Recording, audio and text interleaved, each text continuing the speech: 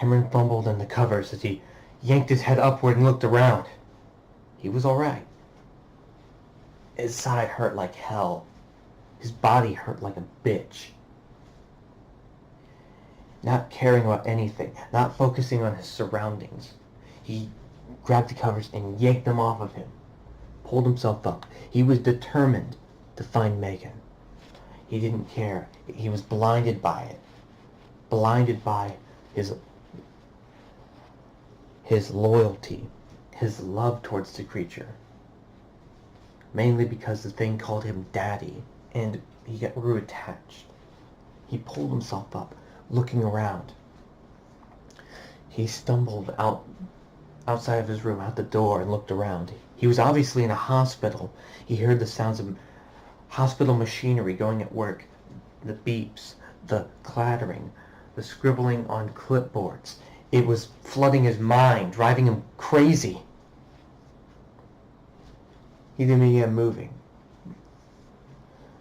wobbling left and right. His balance was unsteady.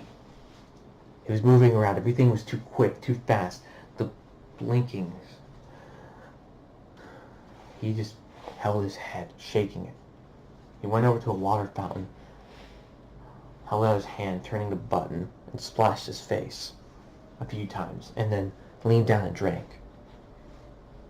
The tiredness from his eyes left. He looked around, still confused.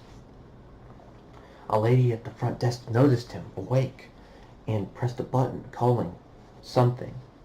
Cameron noticed this and backed up and said, "Miss, where's Megan? Where is she? Where am I?" This was all out of blind panic. Two people came out of an office at the side door.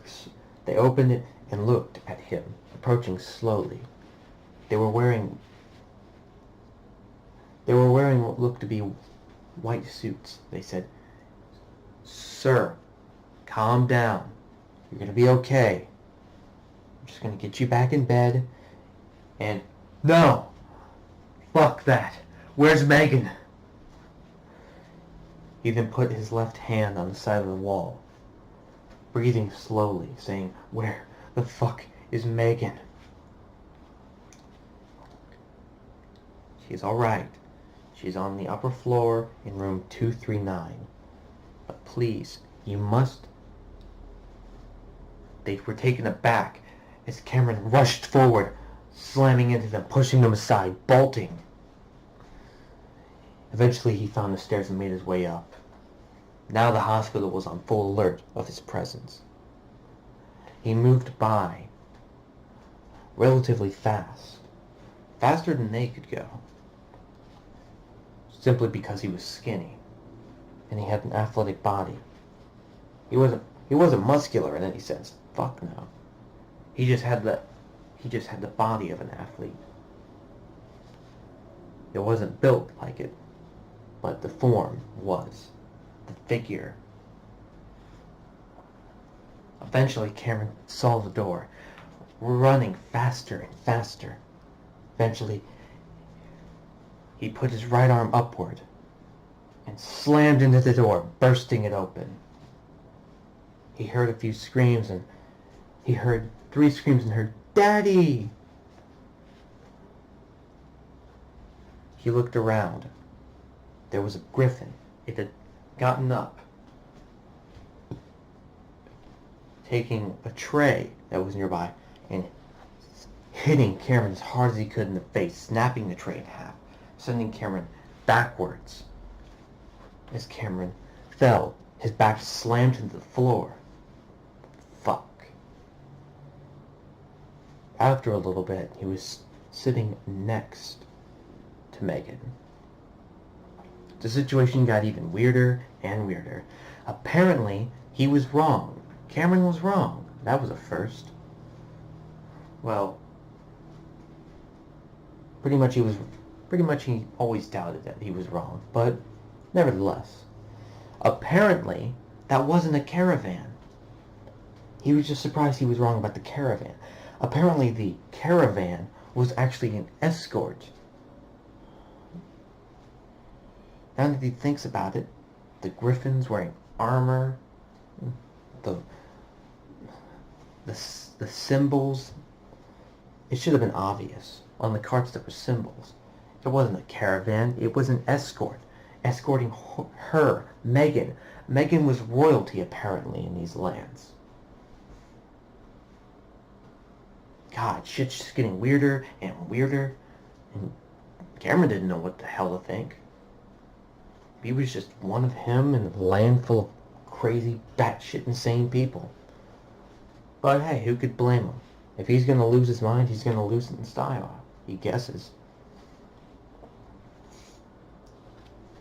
Eventually, he had a talk with one of the political figures of the Griffonian country. Well, the capital, called Griffonia. Apparently he was a political figure, basically a puppet for the hierarchy, king himself.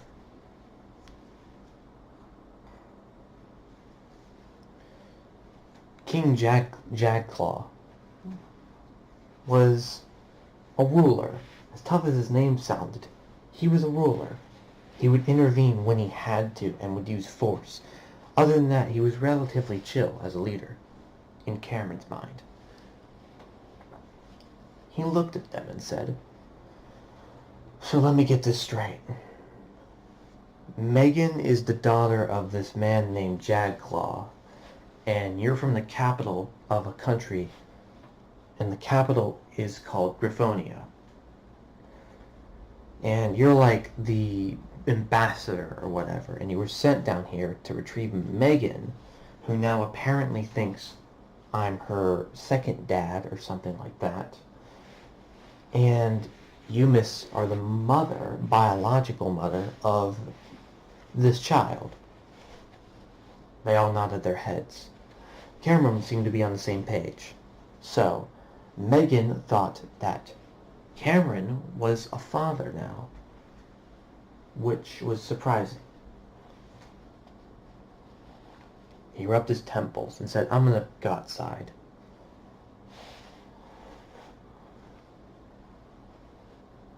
As he walked outside, eventually, Megan sprinted right up next to him. He looked down and said, "What are you doing here?" "Oh, well, stuff. I just wanted to be with you, Daddy." Cameron smiled at that.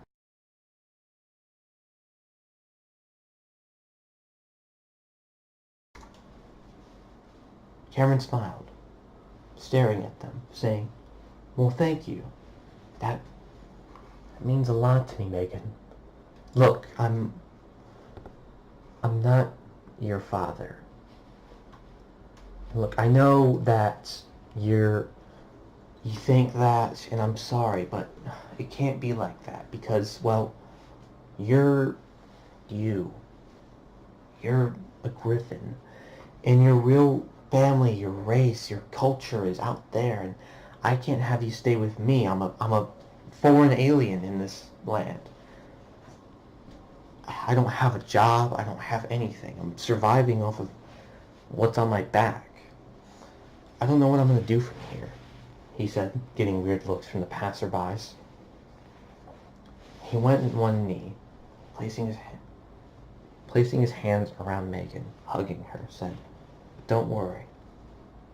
I love you." Cameron had grown mentally attached over the couple of weeks that they had spent together. They had laughed, played, and other things. Cameron tore himself apart to make her happy,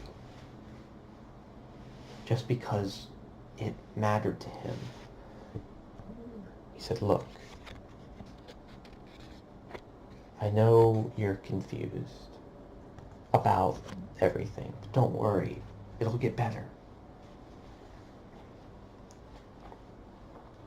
He'd spent the next couple of days in his hospital room recovering from fatigue and other assortments, malnourishment, malnutrition. He laid his head back, smiling to himself. Megan would come down and they would play hide and seek in their room. They would play tag. They would play rock, paper, scissors. They would play Go Fish with some cards they'd found.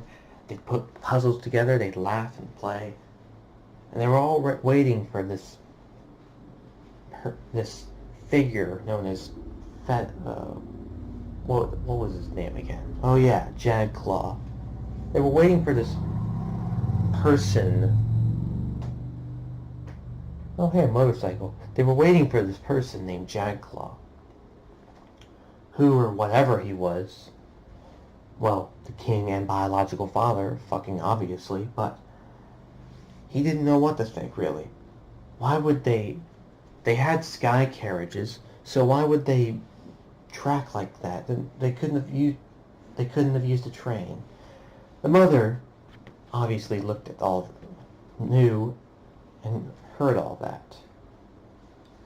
Now, anytime they were going to go anywhere, they would take a train, and they would guard heavily. And it was because of me, apparently, that she was alive. I just shrugged my shoulders.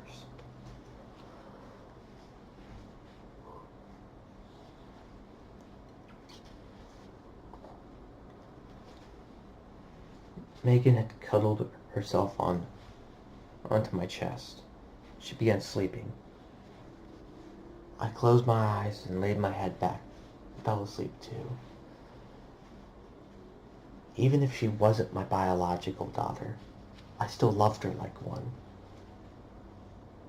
This was beautiful to me.